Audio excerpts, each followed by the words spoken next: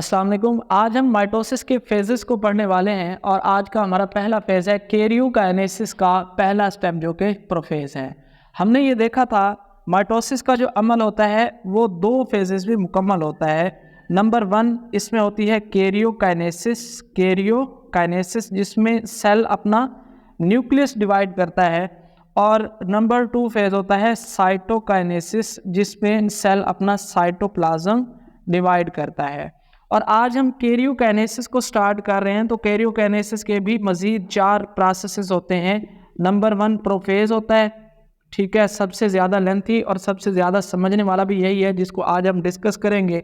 और number 2 metaphase होता है। मेटाफेज के बाद आता है एनाफेज, एनाफेज के बाद आता है टीलोफेज। और ये 4 process prophase, metaphase, anaphase, telophase से गुजर के सेल अपने न्यूक्लियस को दुगुना कर लेता है, यानी कि एक न्यूक्लियस से 2 न्यूक्लियस बन जाते हैं। यानी कि न्यूक्लियस की डिवीजन को हम पढ़ रहे हैं और आज हमारा पहला जो स्टेप है वो है प्रोफेज। तो प्रोफेज में जो प्रोमिनेंट इवेंट्स होते हैं, जो बड़ी बड़ी बातें होती हैं, उनको हमने समराइज किया हुआ है। इन्हीं के बारे में हम पढ़ेंगे कि सबसे पहले हम देखेंगे कि प्रोफेज में क्या होता है। क्रोमाटिन सिकुड़कर क्रोमोसोम बनाता है, इस बात के ऊपर बात करेंगे। क्रोमोसोम फिर आगे 2 सिस्टर क्रोमाटिड्स के ऊपर मुश्तमिल होते हैं जो कि एक ही सेंट्रोमेयर के ऊपर मौजूद होते हैं, इसके ऊपर बात करेंगे। कैनेटोकोर क्या होती है सेंट्रोमेयर के ऊपर, इसके ऊपर बात करेंगे। 2 सेंट्रियूल जो होते हैं, क्योंकि एनिमल सेल में हम माइटोसिस पढ़ रहे हैं तो इसके पास सेंट्रियूल होते हैं, वो अपने आप को डुप्लीकेट करते हैं और अपोजिट पोल की तरफ जाते हैं और वहाँ पर जाकर ट्यूबुलिन प्रोटीन को जोड़ के माइक्रोट्यूब्यूल बनाते हैं, इसके बारे में भी हम बात करेंगे।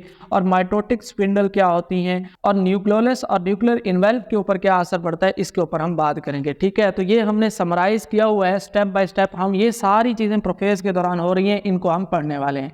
सबसे पहले हम देखेंगे what is chromatin and chromosome. देखें, सेल ने अभी माइटोटिक फेज में है, या हम यूं कह सकते हैं कि इंटरफेस कर चुका है सेल। अब वो क्या फेज करेगा, माइटोटिक फेज करेगा। इसके बारे में हमने लेक्चर नंबर 1 में, इसी चैप्टर के लेक्चर नंबर 1 में बात की थी, इंटरफेस क्या है। तो इंटरफेस के दौरान यानी कि सेल जब तकसीम नहीं हो रहा होता तो इसके पास उसका डीएनए यानी कि जेनेटिक मटेरियल ऐसे थ्रेड लाइक स्ट्रक्चर में मौजूद होता है, एक बेतरतीब दागनुमा साक में होता है। इसको हम कहते हैं क्रोमाटिन। इसको हम क्या कहते हैं, क्रोमाटिन। एक्चुअली क्रोमाटिन में हमारा डीएनए और प्रोटीन होते हैं। तो एक्चुअली क्या करता है, जब सेल प्रोफेज में एंटर होता है तो सबसे पहले अपने इस क्रोमाटिन को सिकुड़ के कंडेंस करके क्या बनाता है, क्रोमोसोम्स।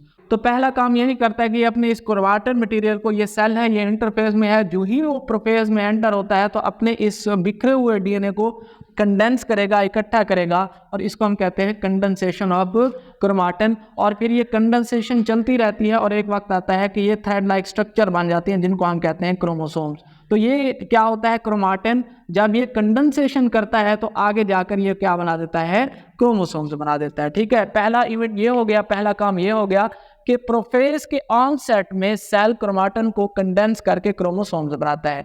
अब ये जो क्रोमोसोम बने हैं हर स्पीशीज में अलग होते हैं। हमारे अंदर 46 क्रोमोसोम होते हैं इंसान के अंदर, बाकी जानवरों के अंदर अपने अपने क्रोमोसोम्स की तादाद होती है, बात कर चुके हैं। फिर नेक्स्ट क्या होता है, ये जो क्रोमोसोम है हमारा, इसके पास क्या होता है, 2 सिस्टर क्रोमाटिड्स होते हैं जो कि एक ही सेंट्रोमेयर के ऊपर मौजूद होते हैं। अब प्रोफेज के ऑनसेट में जो क्रोमोसोम बने हैं उसके पास आप देख रहे हैं, इसके पास देख रहे हैं, ये 2 बाजू हैं, इनको हम कहते हैं सिस्टर क्रोमाटिड्स, और ये 2 हैं। अब ये 2 कैसे हैं, ये जो क्रोमाटिन था ना, जब ये इंटरफेज में था तो इंटरफेज में इसने किया था एस फेज, और एस फेज में इसने अपने जेनेटिक मटेरियल को दुगना कर लिया था, और इस वजह से इसके पास अब क्या है, सिस्टर क्रोमाटिड्स हैं। तो ये ऐसे एक क्रोमोसोम है। अब ये क्रोमोसोम एक है, लेकिन इसी एक क्रोमोसोम के ऊपर क्या मौजूद है, 2 सिस्टर क्रोमाटिड्स मौजूद है। और ये दोनों सिस्टर क्रोमाटिड जिस पॉइंट पर अटैच्ड है, इस पॉइंट को हम कहते हैं सेंट्रोमियर। इसको क्या कह दिया हमने, सेंट्रोमियर। तो सेंट्रोमियर का हमें पता चल गया क्या होता है सेंट्रोमियर। क्रोमाटिन जो कि जेनेटिक मटेरियल होता है, डीएनए का, प्रोटीन का बना हुआ, अब वो सिकुड़ा है तो क्रोमोसोम बन गए हैं। और क्रोमोसोम जो है उनके पास 2 सिस्टर क्रोमाटिड है।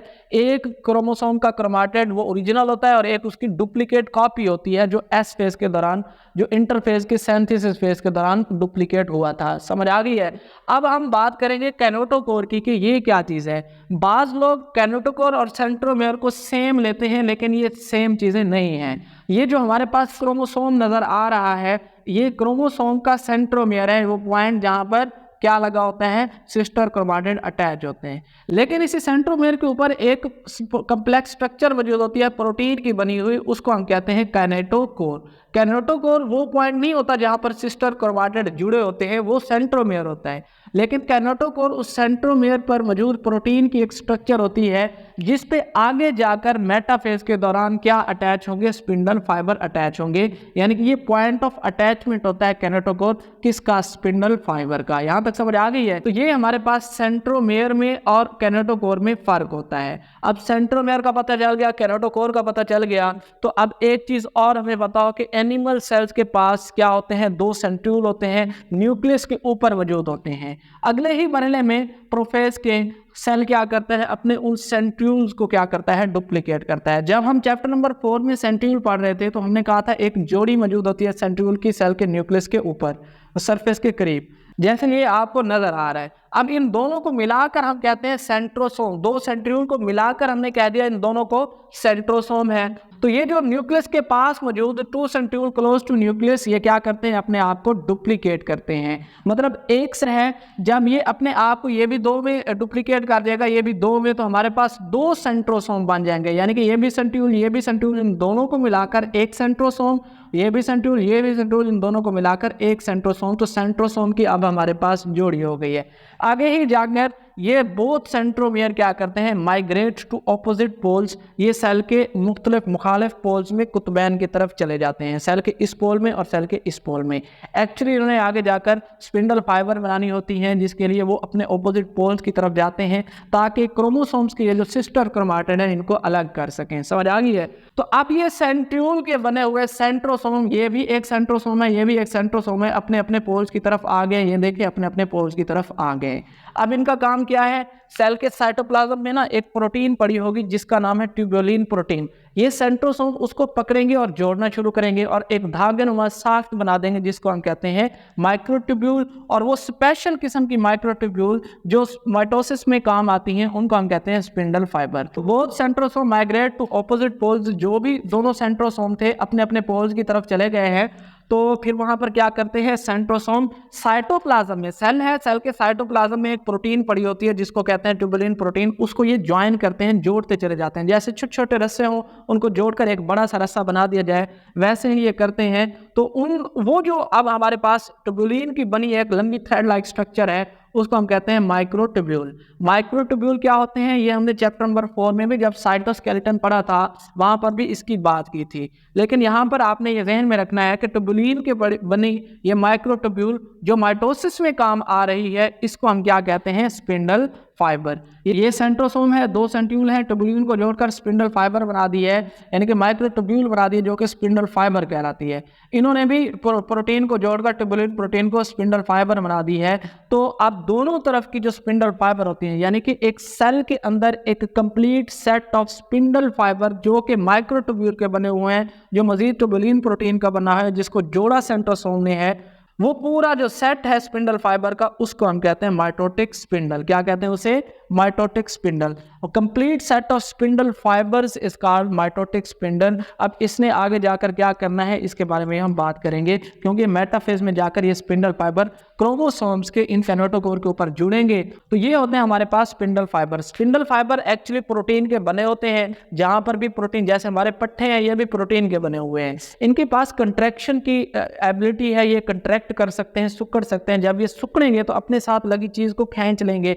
जैसे ये हमारा पट्टा है, सुकड़ रहा है तो इस हड्डी को अपनी तरफ खींच रहा है। तो सेल के अंदर ये स्पिंडल फाइबर भी वैसे ही क्या होते हैं, प्रोटीन होते हैं जो इधर काइनेटोकोर के ऊपर जाकर जुड़ेगी। और काइनेटोकोर का बांड किससे है, सेंट्रोमेयर के ऊपर है। जब ये स्पिंडल फाइबर फिर आगे जाकर सुकड़ेंगी तो ये सेंट्रोमेयर टूट जाएगा, इधर से भी स्पिंडल फाइबर, इधर से भी स्पिंडल फाइबर, तो सेंट्रोमेयर डिवाइड हो जाएगा, जिससे ये सिस्टर क्रोमाटिड अलग हो जाएंगे। तो यहाँ पर यही चीज हम देख रहे हैं कि ये सेंट्रोसोम ने माइटोटिक स्पिंडल फाइबर बना दी है। अब ये आगे जाकर माइटोटिक स्पिंडल फाइबर क्या करेंगे, अटैच होंगी काइनेटोकोर के ऊपर जाकर। यहाँ पर आप देख सकते हैं तो ये यहाँ पर माइटोटिक स्पिंडल फाइबर काइनेटोकोर के ऊपर अटैच हो चुकी हैं। नेक्स्ट क्या होता है, सेल का जो न्यूक्लियोलस होता है वो भी गायब हो जाता है, क्योंकि सेल डिवीजन में इसका कोई काम नहीं है। और क्रोमोसोम्स को साइटोप्लाज्म में बिखेरने के लिए न्यूक्लियर मेम्ब्रेन भी क्या हो जाती है, डिसअपीयर हो जाती है या डिग्रेड हो जाती है। एक्चुअली यहाँ पर आपको न्यूक्लियर मेम्ब्रेन या न्यूक्लियर इन्वेल्प नज़र आ रही है, लेकिन यहाँ पर वो नहीं है, कहाँ चली गई है। जब बड़ी क्लास में पढ़ेंगे ना तो हमारे पास जो एंडोप्लाज्मिक रेटिकुलम होता है ये टूट के उसके अंदर चली जाती है। तो जब ये प्रोफेज, मेटाफेज, एनाफेज हो जाता है तो टीलोफेज में वो वापस आ जाती हैं। आगे हम इसके ऊपर भी बात करेंगे, समझ आ गई है। तो यहाँ पर हम देख सकते हैं कि सेल है, उसने इंटरफेस किया हुआ है, ये उसका न्यूक्लियोलस है, ये उसकी न्यूक्लियर इन्वेल्प है और एक सेंट्रोसोम है, यानी कि 2 सेंट्रियोल है। फिर उन्होंने क्या किया है, क्रोमाटिन को कंडेंस किया है और सेंट्रोसोम यानी कि एक सेंट्रोसोम को, सेंट्रियोल के जोड़े को डुप्लीकेट किया है, तो 2 हमारे पास सेंट्रियोल के जोड़े बन गए जिसको हम 2 सेंट्रोसोम कहते हैं। और इसी दौरान ये क्रोमाटिन मटेरियल कंडेंस हो रहा है, ठीक है। फिर ये कंडेंसेशन कंटिन्यू रहती है, जारी रहती है, जारी रहती है, फिर इतनी हद तक आ जाती है कि वो कंपैक्टली जो है ना थ्रेड लाइक स्ट्रक्चर्स बना देते हैं और उनको हम कहते हैं क्रोमोसोम्स। फिर स्पिंडल फाइबर्स भी बन जाती हैं। स्पिंडल फाइबर कैसे बनती हैं उसके ऊपर हमने बात कर ली है। फिर आगे जाकर न्यूक्लियर इन्वेल्प ब्रेक हो जाती है, न्यूक्लियोलस डिग्रेड हो जाता है और आगे साइटोप्लाज्म में जो क्रोमोसोम होते हैं वो बिखर जाते हैं। यहाँ तक प्रोफेज का अमल मुकम्मल हो जाता है। लेकिन जहाँ पर बात आएगी सेंट्रोसोम की, तो सेंट्रोसोम या सेंट्रियोल सिर्फ एनिमल्स के पास होंगे, पौधों के पास ये नहीं होते। तो पौधों के पास सेंटर में एक बड़ा सा वैक्यूल होता है, उनके पास सेंट्रोसोम नहीं होते। जब सेंट्रोसोम नहीं होते तो जिन्होंने बनानी थी आगे माइक्रोट्यूब्यूल वो बनाने वाले नहीं हैं। तो जस्ट क्या होता है, उनका बड़ा सा वैक्यूल सेंट्रल वैक्यूल साइड पे हो जाता है और न्यूक्लियस जो है वो प्रोफेज के अमल के लिए सेंटर में आता है और सेंटर में ही ट्यूबुलिन प्रोटीन को जोड़ के माइक्रोट्यूब्यूल वगैरह बना ली जाती हैं जिससे क्रोमोसोम को सेपरेट करने में हेल्प मिलती है। तो ये था हमारे पास प्रोफेज। इसमें किसी बात की समझ नहीं है तो सवाल पूछना है। वस्सलाम।